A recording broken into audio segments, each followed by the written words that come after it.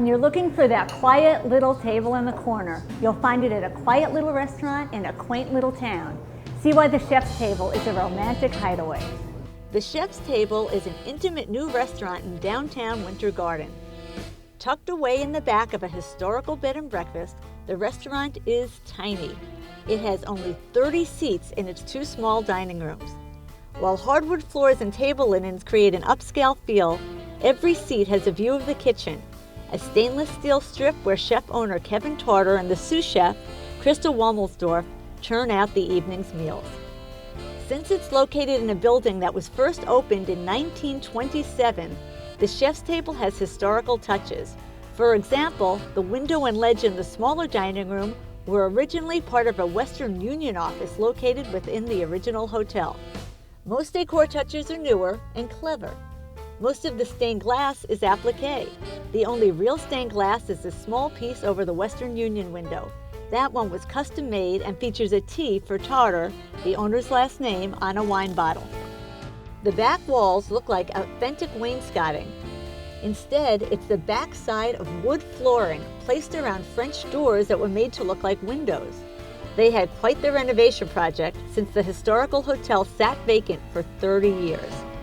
Every visit begins with a warm greeting by Laurie Tarter, Kevin's wife and the restaurant's co-owner and maitre d'. Laurie is friendly and approachable and rarely forgets a face. A restaurant veteran, Laurie spent the last 12 years at Disney's California Grill, so she knows how to treat guests properly. Yeah, we welcome everyone just like they're coming into our house and into our home, and our whole staff is like that. And we really didn't want stuffy or pretentious. We've seen that when we go out to dine, and that's not what we wanted. I've waited tables for years, and I know that I know my style of service, and I'm friendly to everyone. It's just food and wine, and it's a lot of fun. Never will a guest be forgotten in the Chef's Table. Laurie strolls from table to table throughout the dinner hours. Kevin often stops by to say hi too. Kevin actually gets to go to the tables and talk about his food, and he gets to serve his food, and he gets to answer questions, and he's there to help with allergy concerns. Kevin, too, is a veteran of California Grill's dining room. However, before moving into the trend-setting restaurant's dining room, he spent several years working in the kitchens of Disney World's best restaurants. Today, Kevin is back behind the stove. Each evening, he prepares 3-course pre-feed dinners for guests. Each meal costs $49.99, more if you want wines paired with each course, or a cheese course. Kevin and Laurie are both certified sommeliers, so you can always trust them to choose the right wines for you. To keep quality in line, Kevin offers only a few choices each evening.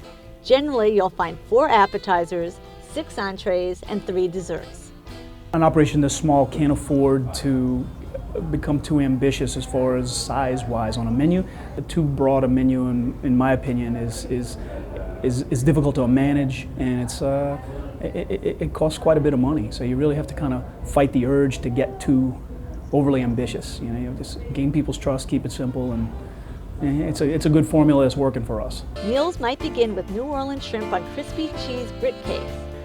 As an entree, many guests order the fire-grilled ribeye, which is topped with a blue cheese red wine emulsion and plated with potato gratin. Creamy risotto is lemony and rich with shellfish and sweet pea neige.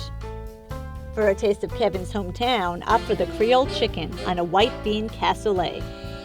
Your menu began pretty much continental, and now a lot of Cajun and Creole influences seem to be on there. What's the story behind that? We're kind of listening to what people are saying, and it's something that I've always wanted to kind of have a little Cajun flair without being termed a Cajun restaurant. You have to be able to kind of change with the times. I'm always going to have a Cajun item or two or a Creole item or two just to kind of pay homage to my roots.